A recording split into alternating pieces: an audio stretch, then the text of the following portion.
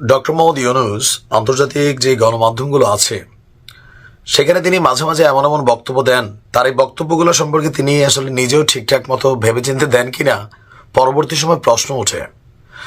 যেমন এই জুলাই আন্দোলনের মাস্টারমাইন্ড হিসাবে মাহফুজকে যখন পরিচয় করে দিলেন, তখন বাকি রাজনৈতিক দলগুলো ইভেন একটা সময় খোদ মাহফুজও বললেন যে ভাই মাস্টারমাইন্ড আমি না।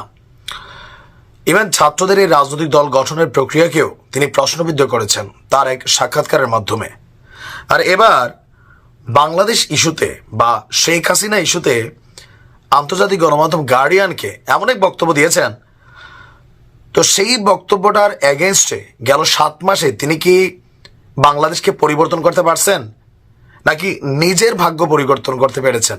ওনার ভাগ্য অনেকটা পরিবর্তন হয়েছে, অনেকগুলো মামলা ছিল পানির মতন ঝরে গেছে, গ্রামীণ ব্যাংকের 600 কোটি টাকার উপরে ট্যাক্স মাফ হয়ে গেছে, তার উপরে 2029 পর্যন্ত এই ব্যাংকটার মধ্যে সরকারের হস্তক্ষেপ থাকবে না, বিভিন্ন কিছু তিনি সুযোগ সুবিধা নিয়েছেন।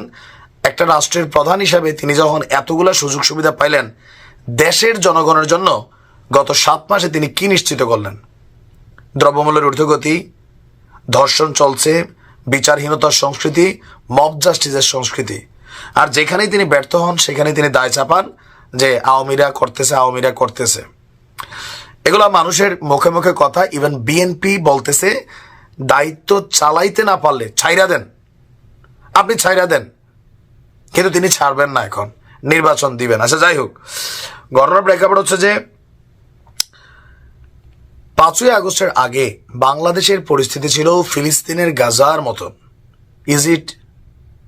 এদেশে দুর্নীতি এখন হচ্ছে না হচ্ছে, উপদেষ্টারাও করছে, রন্ধ্রে রন্ধ্রে করছে, আওয়ামী লীগ গুম করেছে, খুন করেছে, হত্যা করেছে, অনেকগুলো করছে, কিন্তু গাজার মতন অবস্থা বাংলাদেশের ছিল। এইটা আসলে আমার কাছে মনে হলো যে তিনি অতিরঞ্জিত বলে ফেললেন। তিনি অতিরঞ্জিত বলছেন, মানে ভাষার মধ্যে চলে আসছে। তবে এটা আবার তিনি ব্যাখ্যা দিচ্ছেন, তিনি বলছেন শেখ হাসিনা দেশের অপূরণীয় ক্ষতি করে গেছেন, এটি ছিল সম্পূর্ণরূপে বিধ্বস্ত একটি দেশ, আরেকটি গাজার মতন। তবে এতে কোনো ভবন ধ্বংস হয়নি, পুরো প্রতিষ্ঠান, নীতি, মানুষ, আন্তর্জাতিক সম্পর্ক ধ্বংস হয়ে গেছে। আমরা আন্তর্জাতিক সম্পর্ক ধ্বংস হইতে দেখি নাই, তবে প্রতিষ্ঠান ধ্বংস করছে, নীতি ধ্বংস করে দিছে, মানুষ আমরা এই দেশের এমনি ধ্বংসপ্রাপ্ত। আগে চেয়ারে বসলে নিজের সুবিধাটা ভালো বুঝি, যেটা আওয়ামী লীগের সময় আওয়ামী লীগের নেতারা বুঝছে, এখন কি আপনি বসছেন, আপনি আপনারটা বুঝছেন, বাকি উপদেষ্টারা তারা তাদেরটা বুঝছে, এটা আমরা বুঝা নেই।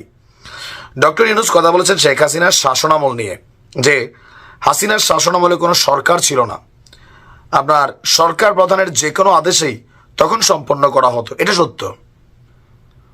এই দেশে একটা সিস্টেম ছিল যে দিন শেষে শেখ হাসিনার কথার উপরে রাষ্ট্র, আদালত, আইন, পুলিশ, প্রতিষ্ঠান কারোর কোনো মানে ক্ষমতা ছিল না। এটা রাজনৈতিক দলগুলো যখন ক্ষমতায় আসে এটা আমরা দেখি। তবে আওয়ামী লীগ এটাকে একটা ডেসপারেট লেভেলে নিয়ে গিয়েছিল।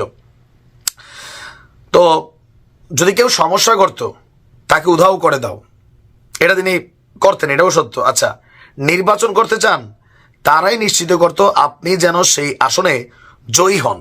এখন তো আমরা এরকম আবার কিছুটা জাতীয় নাগরিক পার্টির বেলায় দেখছি যেটা আপনি করছেন। বিএনপির অভিযোগ আপনি কিংস পার্টি তৈরি করেছেন ছাত্রদেরকে দিয়া, এমনকি নির্বাচনকে নিয়ে আপনিও খেলছেন, আপনার সরকারও খেলছে। সংস্কারের সহ আমরা দেখি নাই, কিন্তু সময় যাচ্ছে, রাজনৈতিক দল গঠিত হচ্ছে, তারা বিভিন্ন জায়গায় টাকা পয়সা কামাচ্ছে, বেকার পোলাপাইন 20 টাকার মালিক হয়ে গেছে, আপনি ইউনূস সাহেব 600 কোটি টাকা কামাই ফেলছেন। তো এগুলো তো মানুষ দেখতেছে।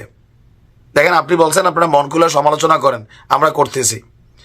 তারপর তিনি বলছেন যে টাকার দরকার হলে সেই ব্যবস্থা ছিল, ব্যাংক থেকে $1 মিলিয়ন ঋণ নিয়ে নিত, যা কখনোই ফেরত দিতে হবে না। এটা সত্য। আওয়ামী লীগ সরকার ব্যাংকগুলোরে খোলা করে ফেলছে, ইহাতে কোনো ভুল নাই। তবে গত 7 মাসে ইউনূস সরকারের একটা অ্যাচিভমেন্ট হচ্ছে নতুন করে আমাদের ব্যাংকগুলো থেকে বড় ধরনের কোনো ঋণ দেওয়া হয় নাই। এটা সত্য। আচ্ছা, তারপর বলছেন ভারত হাসিনাকে আতিথ্য দিলে তা সহ্য করা হবে, কিন্তু দেশকে আগের অবস্থায় নেওয়ার জন্য প্রচার চালাতে ভারতকে একটি প্ল্যাটফর্ম হিসেবে ব্যবহার করার অনুমতি দেওয়া বিপজ্জনক, এটি দেশকে অস্থিতিশীল করে তোলে। এটা সত্য, দেশের প্রধান হিসেবে তিনি যাই করছেন। কিন্তু বাংলাদেশের অবস্থায় গাজার মতন ছিল, এই শব্দটা অতিরঞ্জিত। দুর্নীতি লুটপাটে দেশে আসিল, এখনো আছে, ক্ষমতা যে বসে তে বাকিদেরকে রামসাম যদুমধু দেখায়। এই এনজিও সরকারের বেলাও ব্যতিক্রম আমরা কিছু দেখি না। 2-4টা সেক্টরের উন্নতি আছে, বাট এই যে স্বরাষ্ট্র উপদেষ্টা জাহাঙ্গীর পদত্যাগ করতেছে, কই করতেছে, কি করতেছে? দুর্নীতি লুটপাট এই দেশে, এই যে বিএনপি ক্ষমতায় যাবে এখনই শুরু করছে, জামাতও কিছু কিছু জায়গায় শুরু করছে, কেউই কলঙ্ক মুক্ত না। ছাত্রদের দল তারাও শুরু করছে, নির্বাচন নিয়ে আপনারাও শুরু করছেন। কিন্তু বাংলাদেশের অবস্থা গাজার মতন, এইটা তিনি সম্ভবত অতিরঞ্জিত মুখ ফসকে কথাটা বলে ফেলছেন।